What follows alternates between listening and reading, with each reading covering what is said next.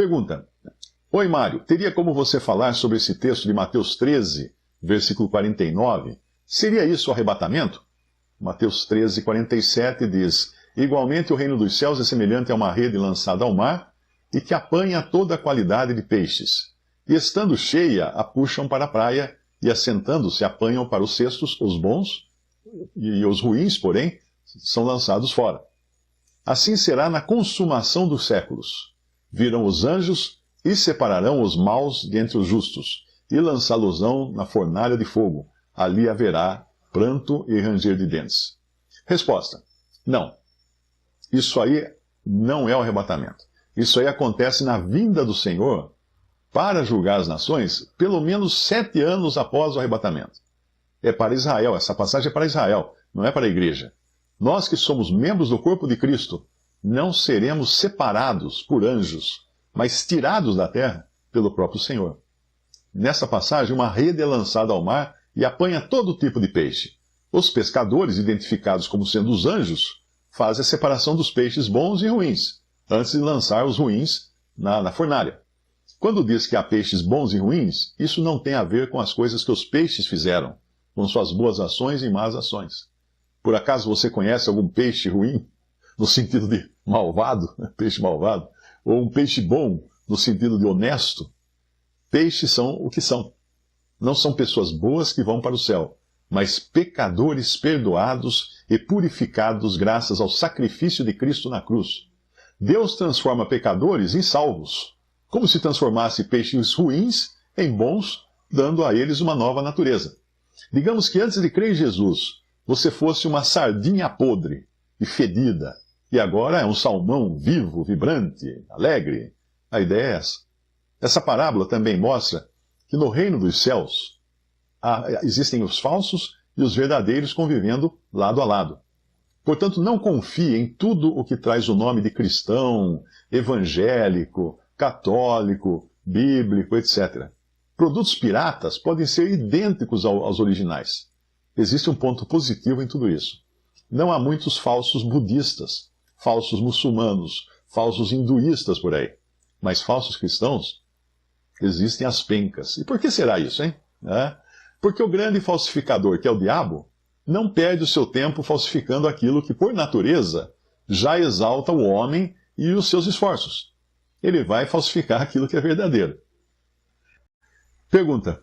Saí da denominação da qual fazia parte e quero congregar somente ao nome do Senhor na minha cidade. Eu estou em pecado moral recorrente, um vício ainda não tratado. Já confessei ao Senhor, mas ainda não aos irmãos. Devo fazer isso já ao me apresentar a esses no primeiro encontro ou apenas quando for pedir o meu lugar à mesa do Senhor? Resposta. Existem pecados que confessamos ao Senhor quando são coisas íntimas que não envolvem outras pessoas. Mas existem os pecados também que são públicos, que envolvem outras pessoas e também mancham publicamente o testemunho do Senhor. E esses devem ser confessados aos irmãos para manter a santidade da mesa do Senhor. É importante lembrar que pecados íntimos e particulares podem acabar se transformando em pecados públicos, se eles não forem cortados na raiz. Um irmão que caiu no vício da pornografia e a sua esposa acabou descobrindo e contou para os irmãos, irmãos responsáveis da Assembleia, ele foi admoestado pela Assembleia, mas não foi colocado fora de comunhão.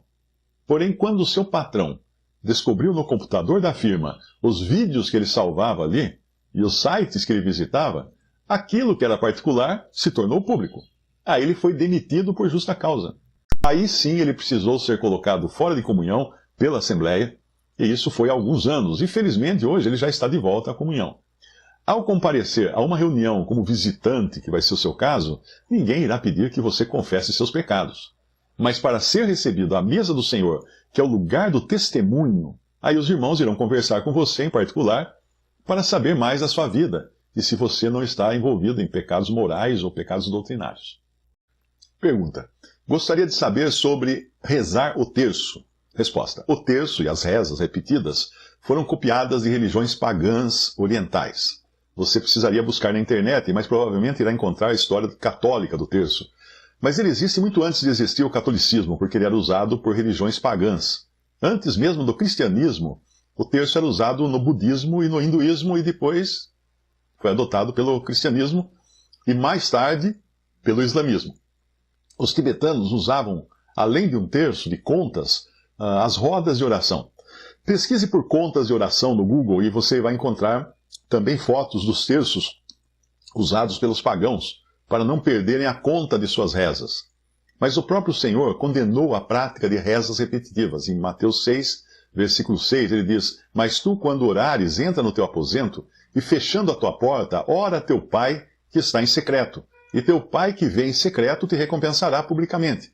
E orando, não useis de vãs repetições, como os gentios que pensam que por muito falarem serão ouvidos.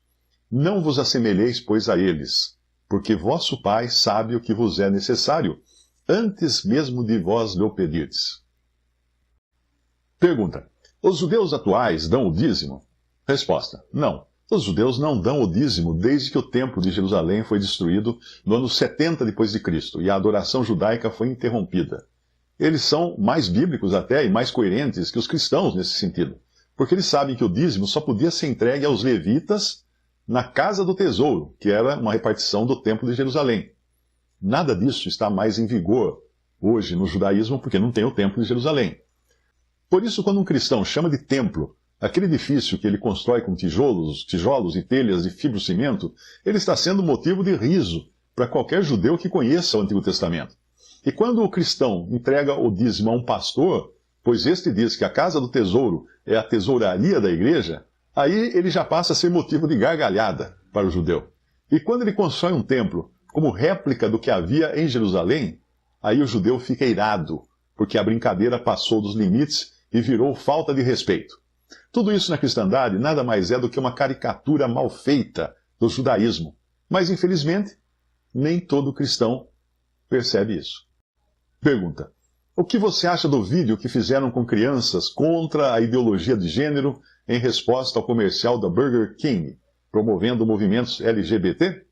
Resposta: Nelson Rodrigues, um grande autor, um grande escritor, teatrólogo e tudo mais, eu nem sei se ele era cristão, ele disse com extrema razão, abre aspas, os idiotas vão tomar conta do mundo, não pela capacidade, mas pela quantidade. Eles são muitos, fecha aspas. Como cristão, eu considero um esforço inútil tentar se contrapor a essa tendência, LGBT, essas coisas, porque no final, o mundo será mesmo dos libertários, ao menos até Jesus voltar.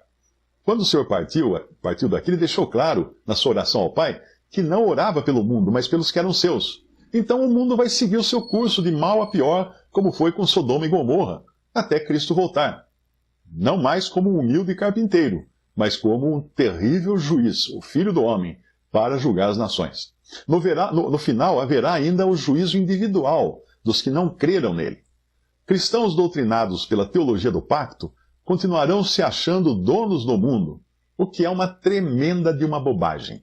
O Senhor não se opôs ao status quo da sua época e deixou o mundo do mesmo jeito que estava quando ele veio aqui, com seus sistemas, com seus governos, com as suas imoralidades, etc. Ele veio resgatar um povo para si e não forçar os que não eram seus a fazerem de conta que obedeciam a Deus. O cristão está aqui agora, no lugar de Jesus, como testemunho a homens e anjos que o Salvador veio, morreu, ressuscitou, subiu ao céu e voltará. Mas como criar filhos em um mundo assim? Do mesmo modo como a mãe de Moisés criou os dela, jogando Moisés no rio Nilo, o rio da morte, como o faraó havia ordenado, mas cuidando de impermeabilizar o cestinho e mantê-lo próximo à margem ao alcance de sua mão. O problema não estava em Moisés ser lançado, o bebê Moisés ser lançado no rio. O problema seria se o rio entrasse no cesto. Do mesmo modo como os hebreus que tinham luz nas suas habitações, enquanto eles tinham luz nas suas habitações, os egípcios tinham trevas. E os hebreus cuidaram de acatar a ordem do Senhor e confiar na libertação representada lá pelo cordeiro morto e com seu sangue derramado, que marcava as portas das suas casas. Isso lá no Egito, um pouco antes de serem libertos da escravidão em que eles estavam presos, né? A porta da sua vida, eu pergunto a você agora, já está marcada com o sangue do Cordeiro de Deus? Muitos cristãos que se envolvem em querer mudar o mundo, onde Satanás é o príncipe e os seus habitantes são servos do diabo, vai passar vergonha quando o Senhor Jesus vier nos buscar. Será como se eles pedissem ao Senhor mais tempo para terminarem de limpar a terra de toda a sua imundícia. Senhor, não vem ainda não, que eu preciso convencer todos os que são contra uma vida moral justa. Não faz sentido. Pergunta: o senhor já leu os sermões de Charles Spurgeon? Resposta: alguns deles. Eu li sim. Ele era um clérigo britânico e muito bom evangelista. Mas ele seguia a teologia do pacto, portanto não concordava com o dispensacionalismo. A maioria das religiões tradicionais segue essa teologia, inclusive o catolicismo. E esses que seguem não entendem que Deus tem dois povos, Israel e Igreja.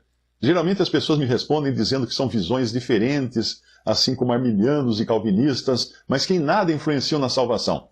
A questão é que nós não cremos em Cristo apenas para a salvação, mas para conhecer todos os desígnios de Deus. 1 Timóteo 2,4 diz: o qual deseja, o Senhor deseja que todos os homens sejam salvos e cheguem ao pleno conhecimento da verdade.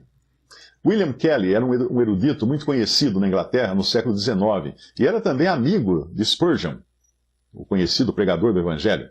Veja o que Spurgeon escreveu de Kelly num de seus escritos. Abre aspas. Escritor eminente da escola exclusivista de Plymouth, expõe habilmente as Escrituras, mas com um toque peculiar do seu partido teológico. Kelly é um homem que nasceu para o universo, estreitou a sua mente para um movimento. Isso foi escrito por Charles Spurgeon. Pergunta: estamos vivendo o tempo da volta de Jesus e o fim de todas as coisas? Devemos ir morar nos campos, ajuntar alimentos e nos isolar? Resposta: estamos sim nos últimos dias, mas não estamos na grande tribulação. Quando ler nas epístolas últimos tempos, entenda-se um período de tempo maior. Mas quando ler últimos dias, é porque os últimos tempos estão no final. Sobre morar no campo, eu já fiz isso quando era jovem, juntar alimentos e se isolar, como muitos parecem fazer, isso é um engano tremendo. Você foi deixado no mundo para testemunhar de Cristo, não para sobreviver aqui.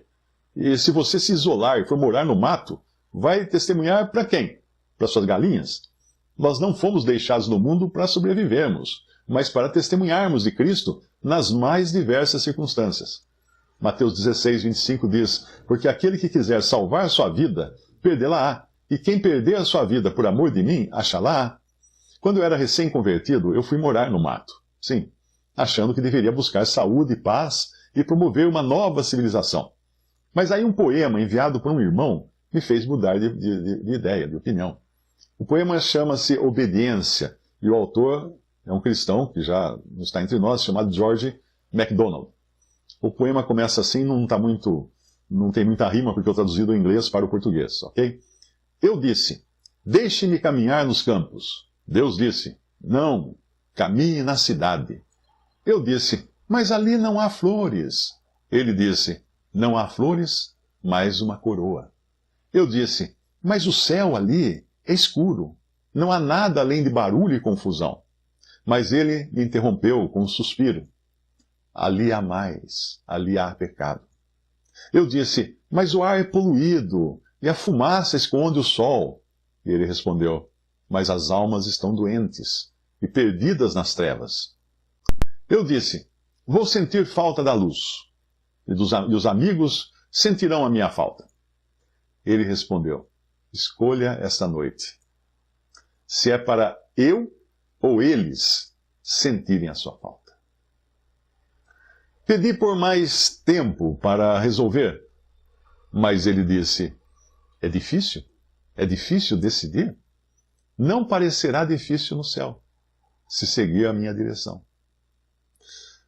Aí eu lancei um olhar aos campos, então me voltei para a cidade.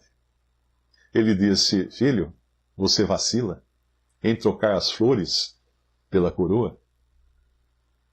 Então a sua mão pegou a minha. E em meu coração ele entrou. E hoje eu caminho numa luz divina, na senda que antes eu temia olhar. Visite respondi.com.br.